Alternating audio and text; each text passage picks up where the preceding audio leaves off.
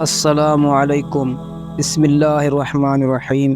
کروڑوں درود و سلام نبی آخر الزمان صلی اللہ تعالیٰ علیہ وآلہ وسلم پر، جو تمام جہانوں کے لیے رحمت للعالمین ہے۔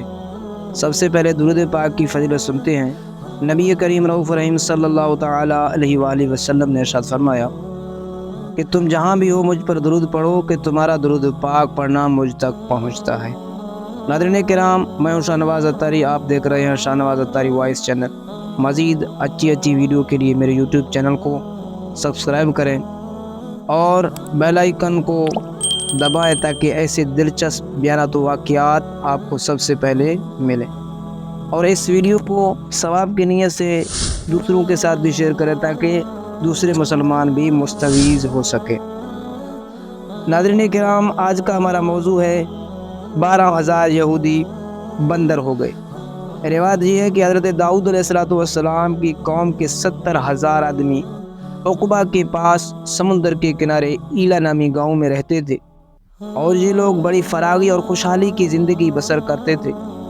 اللہ تعالیٰ نے ان لوگوں کا اس طرح امتحان لیا کہ سنیچر کے دن مچھلی کا شکار ان لوگوں پر حرام فرما دیا، اور ہفتے کے باقی دنوں میں شکار حلال فرما دیا، مگر اس طرح ان لوگوں کو آزمائش میں مبتلا فرما دیا کہ سنیچر کے دن بے شمار مچھلیاں آتی تھیں اور دوسرے دنوں میں نہیں آتی تھی۔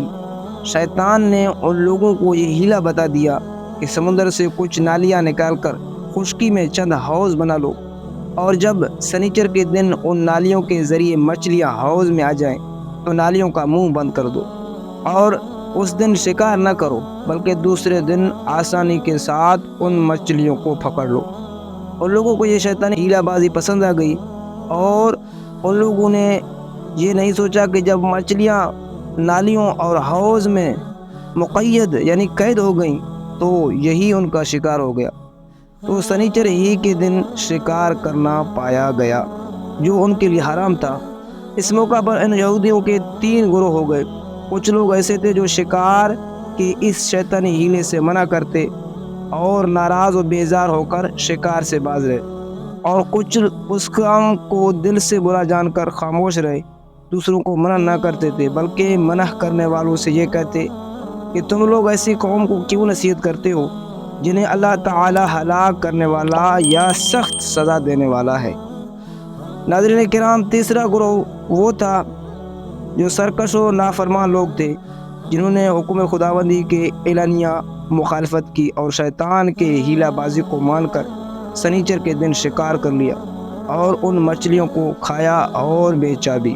جب نافرمانوں نے منع کرنے کے باوجود شکار کر لیا تو منع کرنے والے جماعت نے کہا کہ اب ہم ان مصیبت کاروں سے کوئی میل و ملاپ نہ رکھیں گے۔ چنانچہ ان لوگوں نے گاؤں کو تقسیم کر کے درمیان میں ایک دیوار بنا لی اور آمد و رفت کا ایک الگ دروازہ اپنے لیے بنا لیا۔ حضرت داؤد علیہ السلام نے غضبناک ہو کر شکار کرنے والوں پر لعنت فرما دی۔ اس کا اثر یہ ہوا کہ ایک دن خطا کاروں میں سے کوئی باہر نہیں نکلا تو انہیں دیکھنے کے لیے کچھ دیوار پر چڑھ گئے، تو کیا دیکھا کہ وہ سب کے سب بندر کی صورت میں مسخ ہو گئے ہیں۔ اب لوگ ان مجرموں کا دروازہ کھول کر اندر داخل ہوئے تو وہ بندر اپنے رشتہ داروں کو پہچانتے تھے اور ان کے پاس آ کر ان کے کپڑوں کو سونگھتے تھے اور زاروں کا تار ہوتے تھے، مگر لوگ ان بندر بن جانے والوں کو نہیں پہچانتے تھے۔ ان بندر بن جانے والوں کی تعداد 12,000 تھی۔ یہ سب 3 دن تک زندہ رہے اور اس درمیان میں نہ کچھ کھایا نہ کچھ پیا، بلکہ یوں ہی بھوکے پیاسے سب کے سب ہلاک ہو گئے۔ شکار سے منع کرنے والے وہ ہلاکت سے سلامت رہے، اور صحیح قول یہ ہے کہ دل سے برا جان کر خاموش رہنے والے بھی اللہ تعالیٰ نے ہلاکت سے بچا لیے۔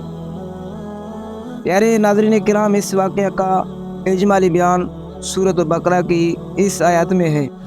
ترجمہ: بے شک ضرور تمہیں معلوم ہے تم میں کہ وہ جنہوں نے ہفتہ میں سرکشی کی تو ہم نے ان سے فرمایا کہ ہو جاؤ بندر دھتکارے ہوئے۔ اور مفصل واقعہ سورۃ الاعراف میں ہے۔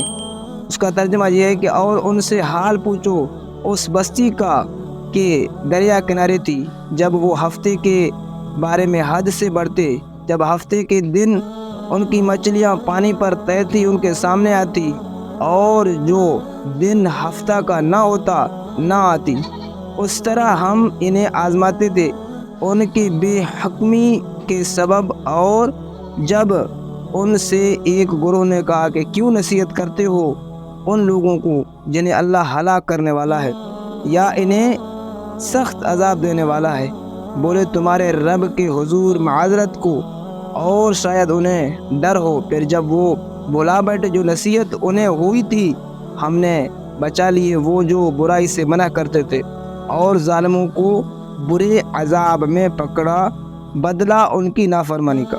پھر جب انہوں نے ممانعت کے حکم سے سرکشی کی، ہم نے ان سے فرمایا ہو جاؤ بندر دھتکارے ہوئے۔ محترم ناظرین کرام، معلوم ہوا کہ شیطانی ہیلہ بازیوں میں پڑھ کر اللہ تعالیٰ کے حکم کی نافرمانیوں کا انجام کتنا برا اور کس قدر خطرناک ہوتا ہے، اور خدا کے نبی جن بد نصیبوں پر لعنت فرما دے وہ کیسے ہولناک عذاب الہی میں گرفتار ہوا کرتی ہے، اور نیست و نابود ہو کر عذاب نار میں گرفتار ہو جاتے ہیں، اور دونوں جہاں میں ذلیل و خوار ہو جاتے ہیں۔ نعوذ باللہ من ذالک۔ اصحاب ہیلہ کے اس دل ہلا دینے واقعے میں ہر مسلمان کے لیے بہت بڑی عبرت اور نصیحتوں کا سامان ہے۔ کاش اس واقعے سے مسلمانوں کے قلوب میں خوف خداوندی کی لہر پیدا ہو جائے، اللہ تبارک و تعالیٰ کی نافرمانیوں سے بچیں اور صراط مستقیم کے شرح پر چل پڑے، اور دونوں جہان کی سربلندیوں سے سرفراز ہو کر اعزاز و اکرام کی سلطنت کے تاجدار بن جائیں۔ ناظرین کرام، مزید ملتے ہیں ایک نئے دلچسپ سٹوری کے ساتھ، تب تک کے لیے اللہ حافظ۔ اپنا خیال رکھیے، اللہ پاک آپ کا حامی و ناصر ہو۔